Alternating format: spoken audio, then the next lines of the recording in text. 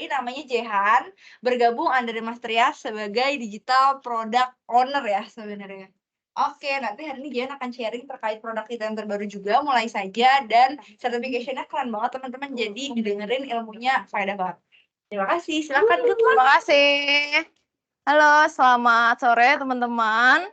Perkenalkan saya Jehan. Hari ini aku mau present tentang my latest certification yang dari Harvard Business School.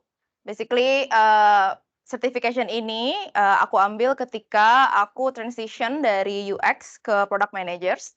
Dan basically si certification ini juga help me through my product development phase. Supaya aku ngerti juga secara produk tuh harusnya seperti apa dari produk itu pertama kali kita develop sampai itu bisa launch dan bisa diterima oleh market. Next. Oke, basically that's my introduction. Jadi sebenarnya I'm gonna start this presentation dengan overview dari si certification itu sendiri. Kenapa aku mulai dari summary? Karena sebenarnya certification ini kita ambil sekitar 2 minggu ya. Jadi daripada aku share terlalu detail tentang certification-nya, aku akan ganti cara aku presentasi si certification-nya itu dengan use cases. Jadi kalau misalnya kita lihat lab to market principle itu basically ada 4 ya teman-teman. Jadi ada matching seeds and needs, business operation model, market readiness speed, sama securing funding. Jadi ini adalah 4 step gimana kita sebagai technology entrepreneur atau product owner sebenarnya own our product. Jadi gimana cara kita dari pertama kali itu concepting sampai produk itu bisa diterima dan dijual dan dibeli oleh market gitu. Nah, untuk itu dan kenapa ini penting untuk teman-teman product manager. Jadi I heard juga di sini some of you basically juga ini kan, kalian adalah product managers of your own product. Jadi kenapa technology entrepreneurship ini penting? Kalau teman-teman pernah dengar, kita sebagai product managers itu sering disebut mini CEO. Jadi basically we are the CEO of our product.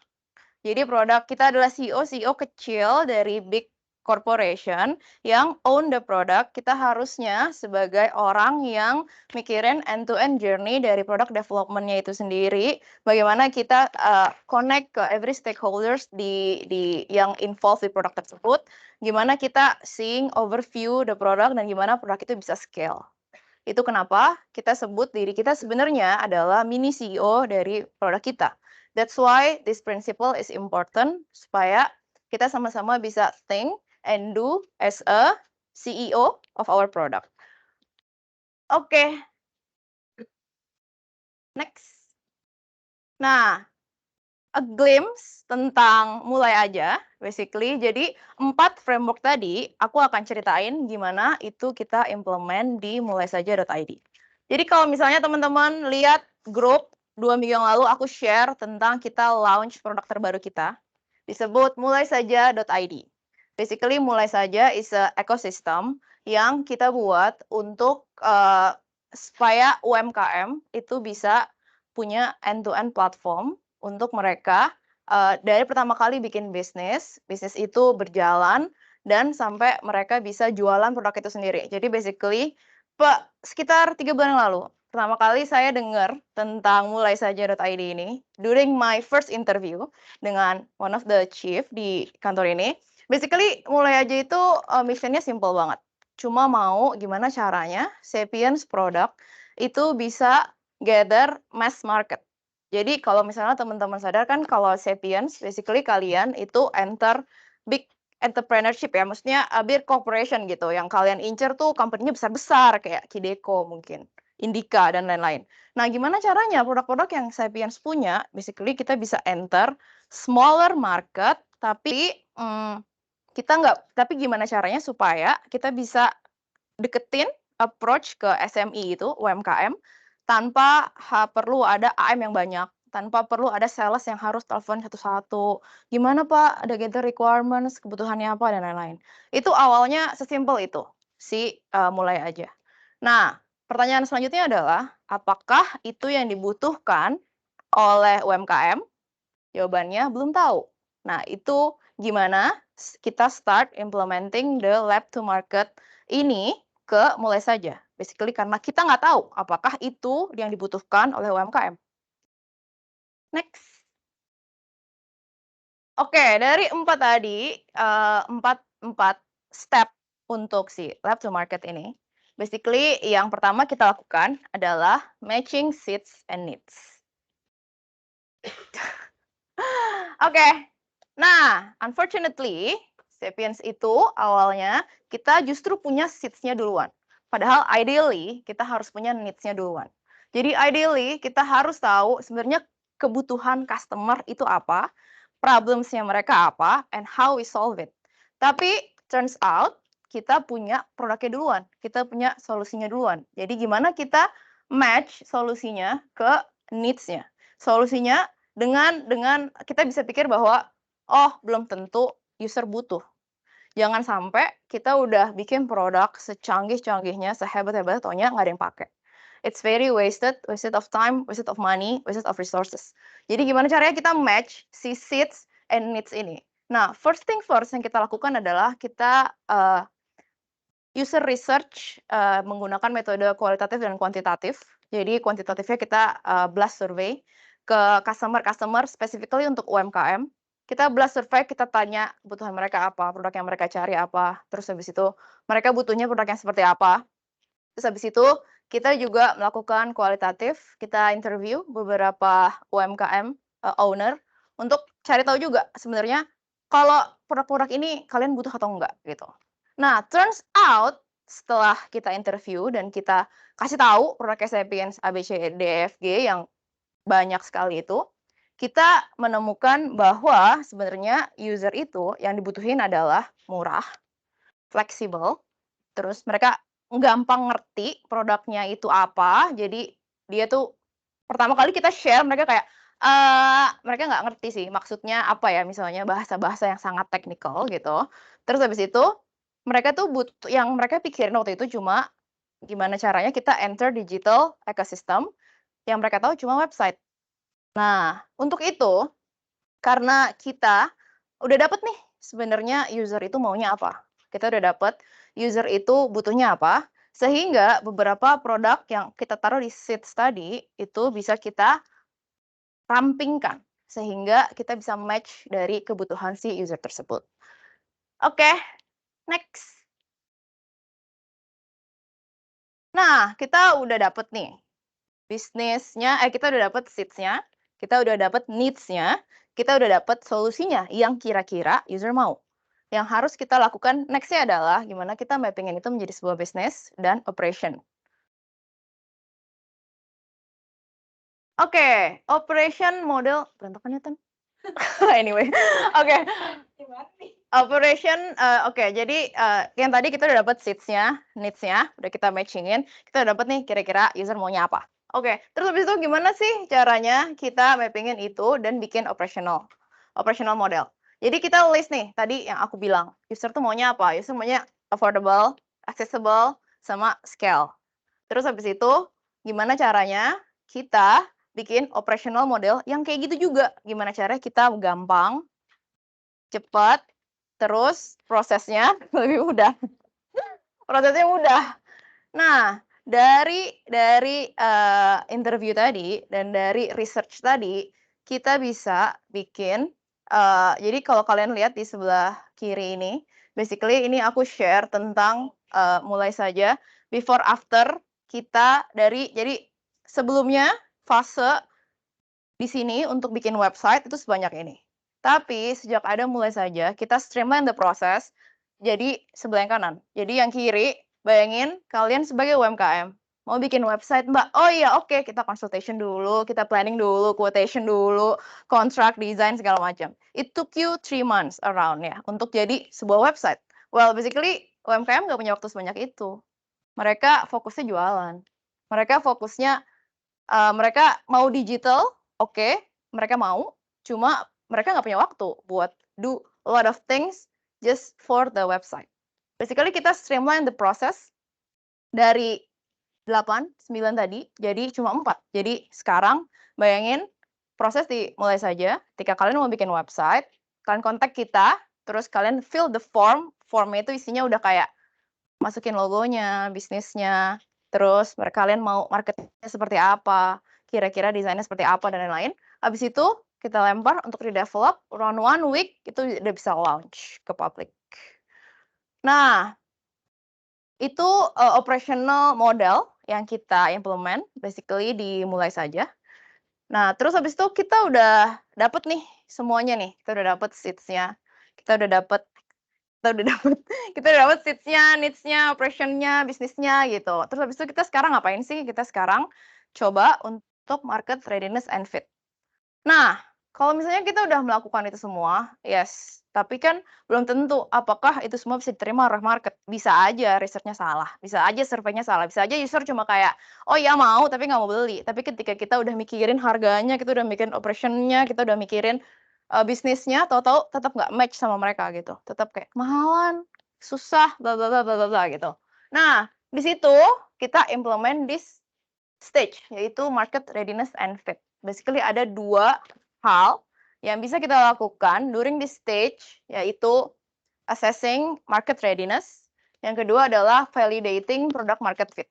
Jadi, kita dimulai saja pakai, filosofi fail fast. Jadi kita develop secepat-cepatnya, semudah-mudahnya, sehingga yang kita develop, kalaupun itu fail, kita bisa fail tanpa cost yang besar dan kita bisa fail secepat-cepatnya, sehingga kalau kita harus pivot, kita bisa pivot secepat-cepatnya.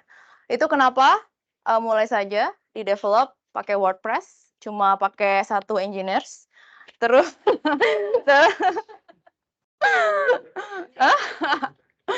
enggak, dan cuma 2 minggu.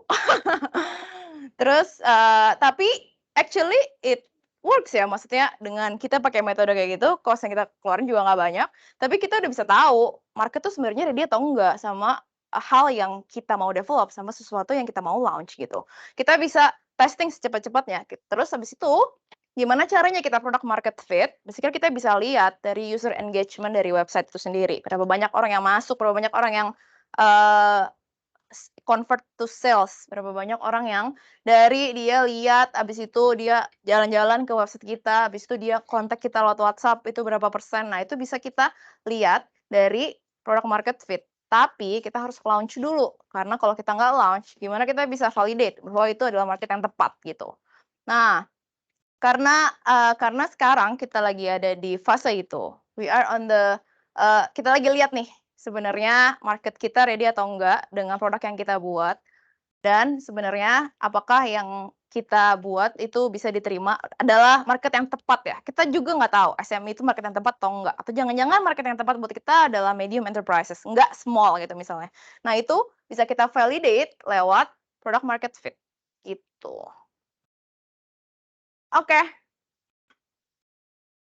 Nah, terakhir, sebenarnya kalau di, eee, lab to market, mereka ajarin securing funding, yang kita belum lakukan. Tapi, kita mungkin akan lakukan suatu hari nanti, karena sekarang investor kita adalah Bapak CEO dan Sapiens. Jadi kita belum butuh uang untuk funding gitu. Tapi kalau misalnya kalian build your own startup, yang kalian harus lakukan adalah securing funding kan, entah dari orang tua, entah dari teman gitu, yayasan bapak ibu, ya kita nggak tahu ya. Tapi, the last thing yang kalian bisa lakukan adalah securing funding. Securing funding tuh gimana sih caranya? Securing funding sebenarnya ada 4 cara supaya kita bisa, funding. Yang pertama, kita bikin pitch deck, of course. Pitch deck-nya kita kita kasih tahu produk kita tuh apa, marketnya siapa, traction-nya berapa banyak, scalability-nya gimana. Let's say dalam 5 tahun, oke, kayak mulai aja. Let's say aku bisa bilang target aku 2024 punya 1.000 orang yang bikin website misalnya, atau punya revenue $5 juta, amin. Nah, itu adalah sesuatu yang harus kita put di pitch deck tuh. Jadi si investor bisa lihat, "Oh iya, ini ada masa depannya nih produk," gitu. Terus habis itu kita harus identify right investors ya. Mungkin kalau teman-teman sering dengar ada Alpha JWC, ada VC-VC nih di Indonesia tuh ada lumayan banyak ya, ada angel investor, angin beberapa itu bisa kita coba approach untuk dapat investor. Terus habis itu yang ketiga kayak tadi aku bilang kita harus scalable bisnis modelnya. Terus habis itu kita harus kasih tahu ke investornya bahwa market validation kita gimana. Kayak misalnya, let's say mulai aja kita mau dapetin market dari SME yang ada 60 juta manusia di Indonesia ini, yang kita, let's say kita cuma mau ambil 10%-nya aja. 10%-nya. Nah, itu adalah sesuatu yang harus kita put di deck, investor deck gitu. Oke, last but not least, closing. Oke, jadi kalau dari tadi aku ngebahas teori dan implementasinya, terus result-nya gimana sih? Jadi dari result kita implementasi si lab to market di mulaisaja.id, basically ada 3 hal yang aku lihat banget impact di Mulai Saja. Dari pertama kali kita belum ada siapa-siapa yang taking care of the product sampai hari ini. Basically ada satu hal pertama yang I learn from the experience juga, yaitu kita bisa convert dari kita cuma jualan produk ke ekosistem support. Jadi kalau misalnya teman-teman dengar pertama kali Mulai Saja itu berdiri, kalian kan cuma dengarnya mau jualan, mau jadi e-commerce mungkin ya, mau jadi kayak Bineka ya. I heard that a lot. Basically setelah kita research, oh user nggak butuh ternyata kayak Bineka. Kenapa kita mesti jadi kompetitor Bineka while we can berdiri sendiri gitu. Jadi itu kenapa aku bilang setelah kita implement ini kita jadi tahu bahwa yang user butuhin adalah ekosistem support. Jadi kita sebagai SME itu tuh nggak usah takut untuk mikirin tech produk. Kita cuma fokus buat mikirin bisnis doang. Itu yang kita mau build di Mulai Saja ya. Jadi ketika mereka tuh punya top of mind bahwa oh ketika butuh digital product mereka klik mulaisaja.id gitu. That's what we aspire to become ya basically.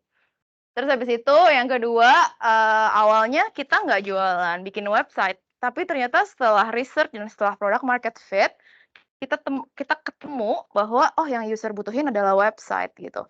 Nah sekarang alhamdulillah kita udah ada 3 klien untuk bikin website. Terus kita bisa launch website dengan 1,5 juta aja. Jadi teman-teman yang punya bisnis boleh loh bikin website di kita ya. Bikin website dimulai aja start from 1,5 juta guys. Jadi kita bisa coba bayangin Sapiens yang terkenal expensive bisa kita kecilin jadi cuma bikin website 1,5 juta gitu. Terus habis itu saya inget banget pertama kali masuk orang-orang kayak ngapain sih bikin apa sih mulai aja gitu. Tapi ya kita nggak tahu ya ke depannya gimana. Kita juga masih in the phase kita coba cari tahu is it what user needs or not. Tapi at least for the past 2 weeks aku udah ketemu orang-orang yang basically percayalah sama produk kita gitu. Percaya sama mulaisaja.id. Karena awalnya karena masih ragu-ragu, masih kayak bingung, masih kayak nggak jelas nih produknya apa sih gitu. Nah, basically setelah kita melewati fase-fase ini, kita bisa gain trust at least dari teman-teman sekalian di sini dan dari user-user kita di luar sana gitu. Oke, nah yang teman-teman perlu ingat dari implementing lab to market tadi, ada 4 hal yang kalian perlu keep in mind as a product managers atau UI UX atau engineers atau QA adalah ketika kalian harus yakin bahwa market validation is the key. Jadi kalian kayak tadi aku bilang, kalian harus validate the market secepat-cepatnya. Jangan sampai kalian udah develop 3 tahun, mungkin ada ya teman-teman yang experience develop produk bertahun-tahun tapi ternyata marketnya nggak fit gitu, ternyata nggak diterima oleh market atau ternyata nggak bisa dijual gitu misalnya. Nah, itu tuh sebenarnya sesuatu yang harusnya tidak dilakukan. Jadi harusnya kita secepat-cepatnya gagal dan secepat-cepatnya kita tahu bahwa kita harus kemana building this product gitu. Terus yang kedua, agility over perfection, nggak usah mikir, oh mau keren banget ya. Mulai saja itu kita kayak tadi aku bilang, bikin pakai WordPress. Terus habis itu kalau misalnya kita mikir, "Ah, nggak techy ya, nggak tech banget nih, kayak kurang keren bahasa pemrogramannya," nggak apa-apa, karena kita maunya secepet-cepetnya. Jadi kita nggak mikirin perfect dulu, nanti kalau misalnya udah ada market-nya, udah ada user-nya, udah ada banyak banget orang, kita akan develop seperjalanan kita, sampai kita nemu this is it produk yang kita cari, gitu. Jadi nggak usah khawatir mau produknya dibilang masih terlalu, eee, awam, it's okay karena kita, fokusnya adalah, yang penting kita iterate agile gitu. Terus habis itu yang terakhir, power of MVP, harus yakin bahwa, kita sebagai product managers harus mikirin MVP yang tepat untuk user ya. Jadi kayak gini, aku sering banget nemu product managers tuh basically mau bikin mobil, tapi bikinnya rodanya dulu untuk jadi MVP. Nah itu sebenarnya nggak bisa dites kan, kalian harus bikin sepeda dulu. Jadi seminimum-minimumnya tapi bisa jalan gitu. Nah, jadi kalau misalnya kalian mikir, "Ah, mau bikin mobil tapi dari roda dulu," ya kan nggak bisa dipakai, nggak bisa digunain, nggak bisa dicoba gitu. Jadi, harus mikirnya MVP itu gimana caranya mau bikin mobil tapi dari sepeda dulu, yang penting bisa jalan, yang penting bisa sampai ke tujuan. Nah, nyaman atau enggak kita bisa iterate along the process gitu. Terus habis itu dengerin user. Mungkin teman-teman UI UX udah sering dengar pokoknya users, dengerin mereka mau apa, karena mereka adalah backbone of the product ya. Jangan sampai mereka nggak mau beli karena kita terlalu idealis, karena kita terlalu fokus yang kita mau, tapi apakah itu yang user mau? Belum tentu. Jadi dengerin kata mereka, terus, ya I think kalau user berani ngomong apa yang mereka rasain is a gift juga sih untuk kita itu.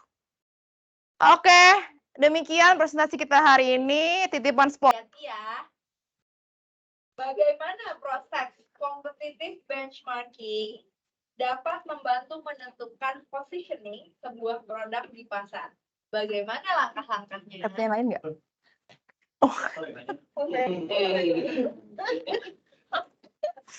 Gimana competitive benchmarking? Ya, bagaimana proses competitive benchmarking dapat membantu menentukan positioning sebuah produk di pasar nih Mbak Jehan? Gimana tuh langkah-langkahnya? Oke, jadi kalau benchmarking pertama kita tuh ada head to head kompetitor, ada kompetitor yang nggak head to head ya. Jadi benchmarking kan kita coba memposisikan diri kita lawan kompetitor kita gitu. Jadi kalau misalnya pertama kali kita benchmarking, kita tuh nggak punya head to head kompetitor. Jadi kompetitor yang basically selling end to end digital product untuk yang marketnya adalah UMKM itu kita nggak ada head to head kompetitor. Jadi kompetitor nggak head to head kita, basically yang tadi aku sebut ada Bineka, terus ada Asani kalau teman-teman tahu untuk sewa laptop, terus ada kita sebenarnya kompetitor kita juga freelance yang bikin website gitu. Nah untuk itu kemarin kita listing satu-satu kira-kira kompetitor kita siapa aja dan bagaimana kita bisa compete sama mereka. Nah itu kenapa kita dari jualan produk berubah jadi ekosistem SME, ekosistem untuk UMKM. Karena gimana caranya semua yang dijual sama kompetitor-kompetitor kita tadi jadi satu semuanya ada di Mulai Aja. Itu gimana kita mempositioning diri kita bahwa kita one stop solution atau kita all in one solution lah. Lu pokoknya mau cari apa ke kita gitu. Nah, itu kita differentiate diri kita sama kompetitor sih. So far in the market belum ada ya. Even aku pernah googling juga dan bertanya kepada ChatGPT apakah ada market di luar sana yang mungkin jangan-jangan di luar negeri ada gitu. Dan ternyata belum ada juga. Dia bahkan ngasih aku list kompetitor-kompetitor yang produknya juga satu-satu kayak sewa laptop sendiri, bikin website sendiri, software sendiri gitu. Nah, itulah gimana kita. Gitu, Bang. Saya mau nanya dong. Kan tadi sempat di-mention soal salah satu timbangan atau point of consideration-nya adalah pool of understanding. Nah, gimana kita bisa menyesuaikan atau market between in terms of level of understanding dari UMKM itu dengan kita punya Mulai Aja itu jurnalnya gimana? Oh, jadi gimana caranya kita ngefitin mereka. Ya,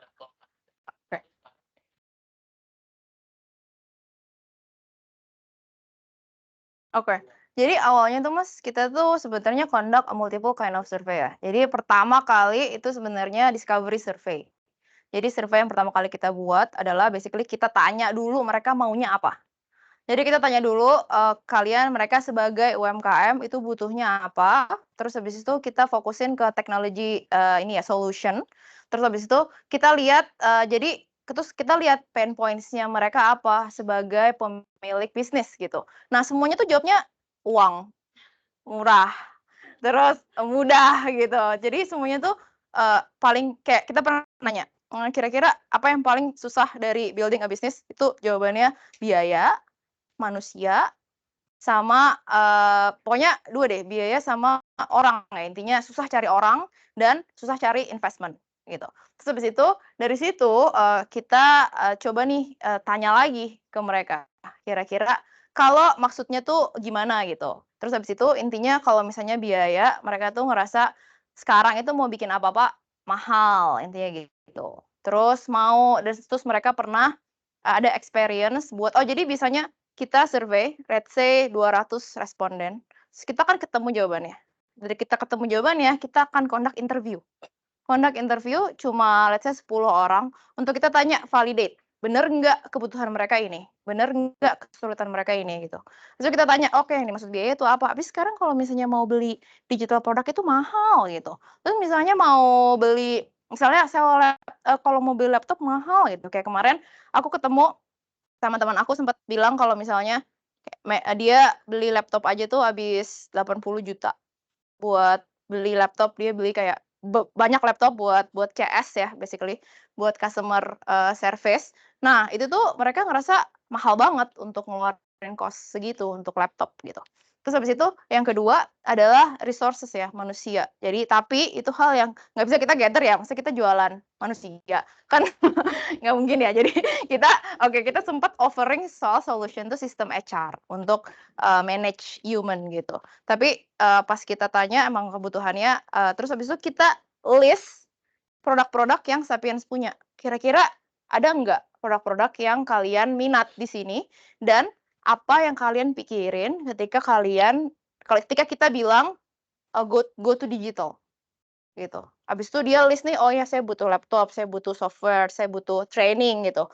Terus yang terakhir ketika kita tanya, "Apa sih yang mereka pikirin untuk go digital?" Dia cuma bilang, "Ada orang yang bikinin saya Tokopedia, Shopee, sama ada orang yang bikin saya website," gitu. Terus habis itu Tokopedia, Shopee kita nggak mungkin bikinin, habis itu kita coba, bikin website. Nah itu, gimana kita, untuk understanding sebenarnya needs-nya dari user tuh apa. Nah untuk setelah itu, terakhir research-nya adalah product market fit tadi.